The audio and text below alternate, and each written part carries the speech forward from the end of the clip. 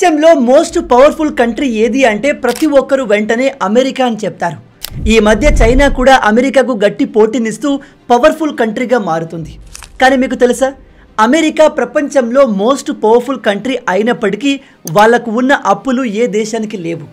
Present American అప్పుల విలువ దాదాపు $36 ట్రిలియన్. ఈ అప్పు ఇంట్రెస్ట్ కట్టడానికి అమెరికా బిలియన్స్ ఆఫ్ డాలర్స్ని ఖర్చు చేస్తుంది.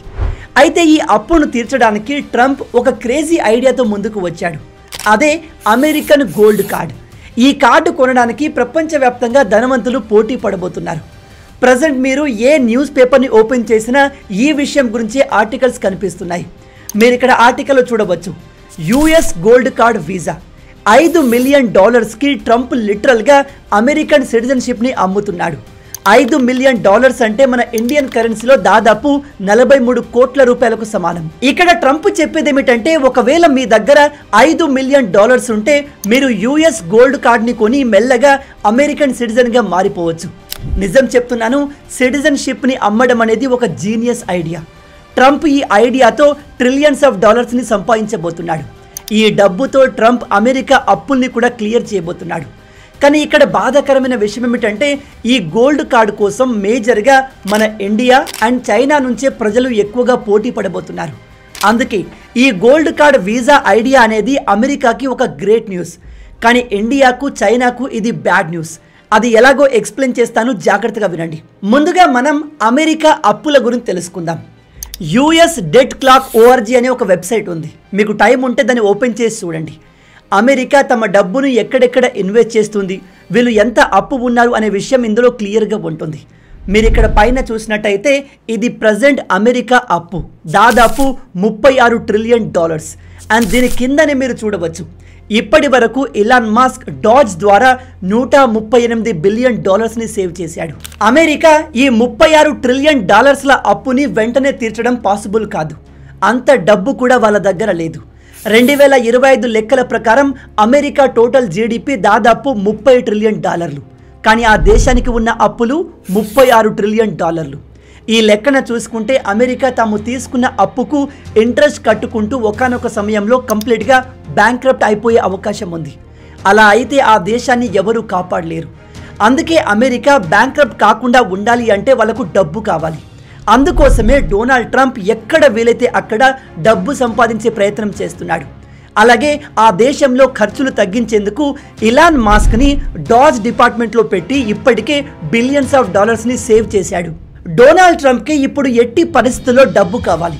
ఆ డబ్బు కోసం ఇతను ముందుగా యుక్రెయిన్ దేశాన్ని బెదిరించాడు. మేము మీకు యుద్ధంలో హెల్ప్ చేశాం కాబట్టి $500 బిలియన్ వర్త్ కలిగిన మినరల్స్ని మాకు ఇవ్వండి, లేదా మేము మీకు యుద్ధంలో హెల్ప్ చేయము అని చెప్పాడు. కానీ ఇప్పుడు యుక్రెయిన్ మా దగ్గర ఎటువంటి డబ్బు లేదు, మేము మీకు మినరల్స్ని ఇవ్వము, డబ్బును ఇవ్వము అని ఖరాఖండిగా చెప్పేసింది. అందుకే మీరు న్యూస్ని గమనిస్తే ఇప్పుడు మెల్లగా ట్రంప్ రష్యా ప్రెసిడెంట్ అయిన పుతిన్ని సపోర్ట్ చేస్తున్నాడు. యుక్రెయిన్ నుంచి డబ్బు రాకపోయేసరికి ట్రంప్ వీలైనంత వరకు అమెరికాతో బిజినెస్ చేసే అన్ని దేశాలపైన టారిఫ్ని విధించి డబ్బు సంపాదించే ప్రయత్నం చేశాడు. కానీ ఇప్పుడు అది కూడా పెద్దగా వర్కౌట్ కావట్లేదు, బ్యాక్ ఫైర్ అవుతుంది. అందుకే ట్రంప్ బాగా ఆలోచించి ఒక డెసిషన్ తీసుకున్నాడు. అదేంటంటే, ప్రపంచవ్యాప్తంగా ప్రజలు అమెరికాకు ఎందుకు రెస్పెక్ట్ ఇస్తారు? ఎందుకంటే అమెరికాకి రావడం ప్రతి ఒక్కరి డ్రీమ్. అమెరికా సిటిజన్షిప్ని పొందడాన్ని ప్రజలు అదృష్టంగా భావిస్తారు, ఎస్పెషల్లీ మన ఇండియా అండ్ చైనాలు. అంటే అమెరికా బ్రాండ్ వాల్యూ ప్రపంచవ్యాప్తంగా హైలో ఉంది. అలాంటప్పుడు ఈ బ్రాండ్ వాల్యూని ఉపయోగించి డబ్బు సంపాదిస్తే ఎలా ఉంటుంది అనే ఆలోచనతోనే ఇతను యుఎస్ గోల్డ్ కార్డ్ని ఇంట్రడ్యూస్ చేశాడు. ఇక్కడ మీరు గమనించండి, ట్రంప్ ఒక దేశ ప్రెసిడెంట్ లాగా ఆలోచించట్లేదు. ఇతను అమెరికాకు CEO అనుకుంటున్నాడు. ఇతను ఎలాగైనా సరే డబ్బులు సంపాదించి అమెరికాను ఒక ప్రాఫిటబుల్ కంట్రీగా మార్చాలి అనుకుంటున్నాడు. డొనాల్డ్ ట్రంప్కి బ్రాండ్ వాల్యూ అంటే ఏంటి, దాన్ని ఎలా పెంచుకోవాలనేది బాగా తెలుసు. ఎందుకంటే ఇతను ప్రెసిడెంట్ కాకముందు ఒక సక్సెస్ఫుల్ బిజినెస్ మ్యాన్. అందుకే ఇతను తన సర్నేమ్ అయిన ట్రంప్తో చాలా బిజినెస్లు చేశాడు. తను కట్టే పెద్ద పెద్ద బిల్డింగ్స్కి ట్రంప్ టవర్ అని పేరు పెట్టడం, తన పేరుతో చాలా మర్చెండైజ్ బిజినెస్లు కూడా చేశాడు. ట్రంప్కి బాగా తెలుసు ప్రపంచవ్యాప్తంగా ఉన్న చాలా మంది ధనవంతులు ఎలాగైనా అమెరికాకు రావాలి, అమెరికాలో సెటిల్ అయి ఇక్కడి సిటిజన్గా మారాలి అనుకుంటున్నారు అని. అందుకే ఇప్పుడు ట్రంప్ ఒక బ్రిలియంట్ ఐడియాతో ముందుకు వచ్చాడు. తన ఐడియా ప్రకారం యుఎస్ గోల్డ్ కార్డ్ని ప్రపంచవ్యాప్తంగా డబ్బున్న వాళ్ళు ఎవరైనా సరే $5 మిలియన్ ఇండియన్ కరెన్సీలో దాదాపు 43 కోట్ల రూపాయలు ఇన్వెస్ట్ చేసి కొనుక్కోవచ్చు.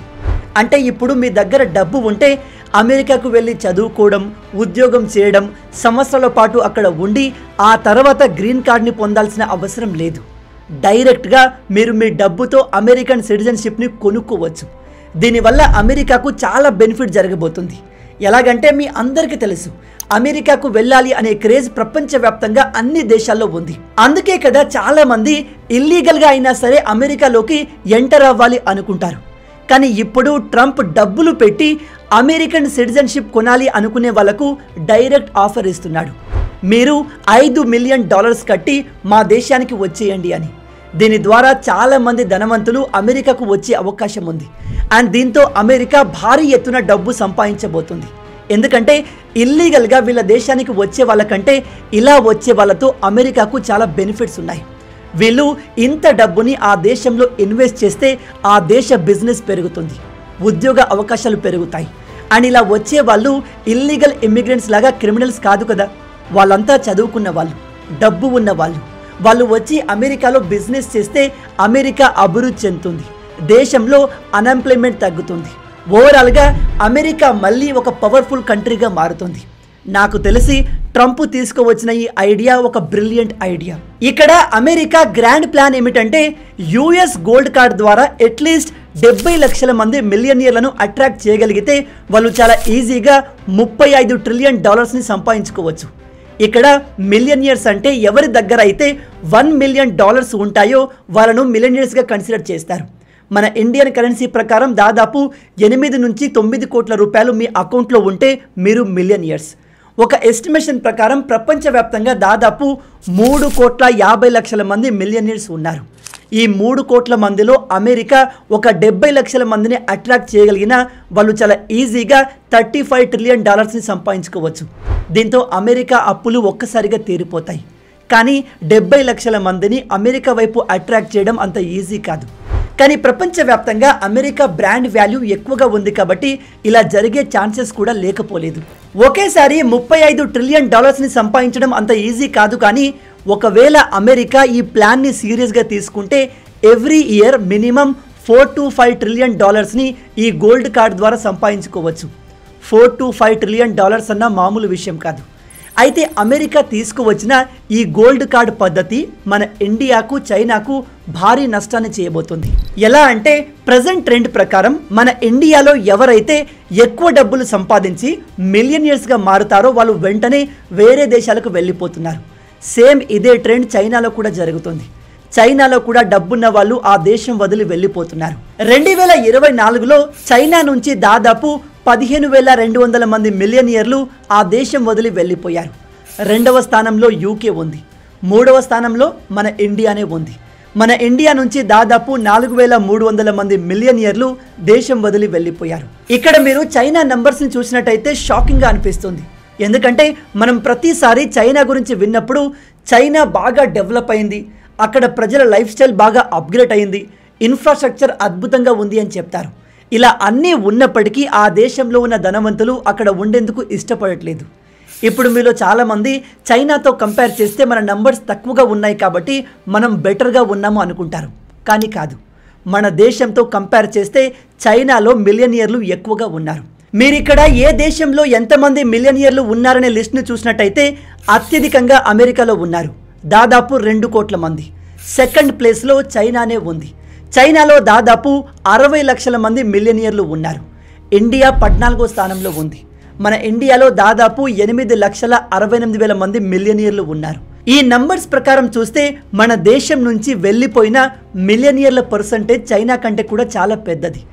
ఇక ఇప్పుడు ట్రంప్ గోల్డ్ కార్డ్ తీసుకురావడంతో ఈ నంబర్ మరింత పెరిగే అవకాశం ఉంది. ట్రంప్ ఈ గోల్డ్ కార్డ్లో ఇంకా చాలా ఫెసిలిటీస్ యాడ్ చేయబోతున్నాడు. ప్రపంచవ్యాప్తంగా డబ్బున్న వాళ్ళు చాలా ఈజీగా అమెరికాలోకి ఎంటర్ అయిపోవడానికి ఇది ఒక బెస్ట్ మెథడ్. ఈ కార్డ్ తీసుకున్న వాళ్ళు మెల్లమెల్లగా అమెరికన్ సిటిజన్గా మారడం చాలా ఈజీ అయిపోతుంది. చాలా మంది ఎక్స్పర్ట్ల ప్రకారం రాబోయే టైంలో యుఎస్ గోల్డ్ కారణంగా మన దేశం నుంచి చాలా మంది మిలియనియర్లు అమెరికాకు షిఫ్ట్ కాబోతున్నారు. మన దేశం నుంచి ధనవంతులు వెళ్ళిపోతున్నారు అంటే అది వాళ్ళ తప్పు కాదు. వాళ్ళను మనం హేట్ చేయాల్సిన అవసరం లేదు. ఒక విషయాన్ని గుర్తుపెట్టుకోండి, ఒక వ్యక్తి తన సొంత ఊరుని దేశాన్ని వదిలి ఎందుకు వెళ్తాడు? మన దేశంలో సరైన రోడ్స్ లేవు, ప్రాపర్ ఇన్ఫ్రాస్ట్రక్చర్ లేదు, ప్రజల్లో సివిక్ సెన్స్ బొత్తిగా లేదు. దేశంలోని పెద్ద పెద్ద సిటీస్లో అయితే ప్రజలు గాలిని కూడా పీల్చుకోలేనంతగా పొల్యూషన్ ఉంది.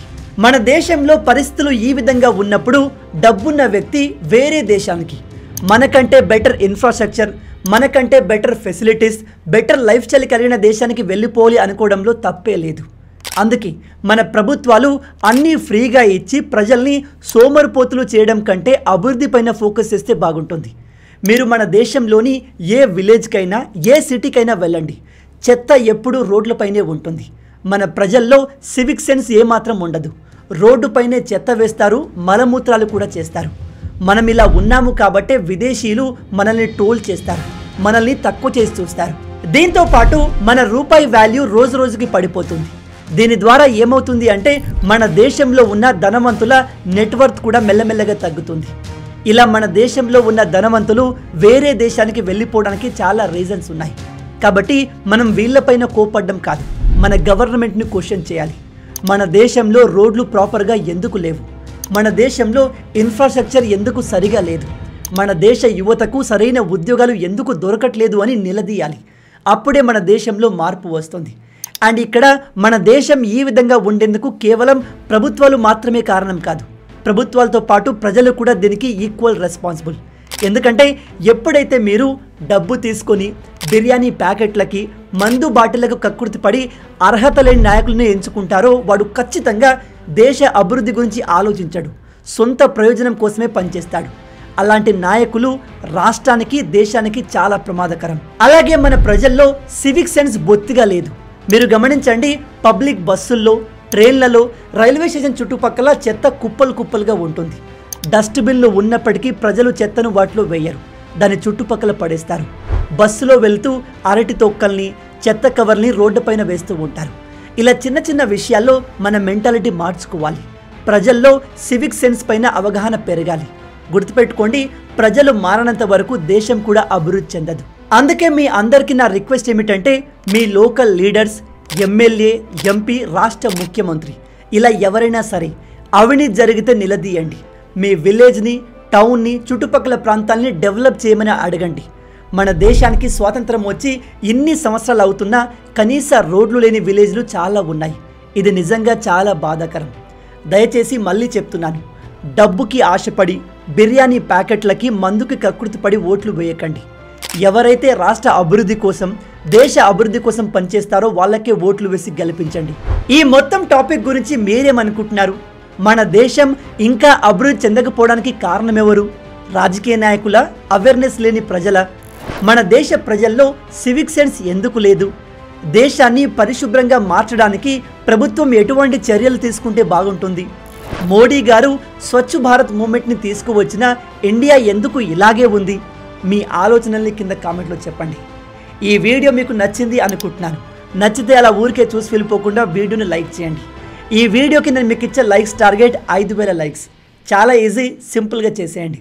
మీరు కొట్టే లైక్స్కి కింద ఉన్న లైక్ బటన్ పగిలిపోవాలి. అలాగే ఇలాంటి మరిన్ని ఇంట్రెస్టింగ్ వీడియోస్ కోసం మన ఛానల్ని సబ్స్క్రైబ్ చేసి మమ్మల్ని సపోర్ట్ చేయొచ్చు కదా. ఇది మీకు కంప్లీట్లీ ఫ్రీయే, కానీ మీరు చేసే ప్రతి ఒక్క లైక్ అండ్ సబ్స్క్రిప్షన్ మాకు మరిన్ని వీడియోస్ చేయడానికి ఒక మోటివేషన్లా ఉంటుంది. కాబట్టి వీడియోని లైక్ చేసి ఛానల్ని సబ్స్క్రైబ్ చేయడం మర్చిపోవద్దు. రాబోయే వీడియోలో ఇంకో ఇంట్రెస్టింగ్ టాపిక్తో మళ్ళీ కలుద్దాం. అంటిల్ దెన్, జై హింద్.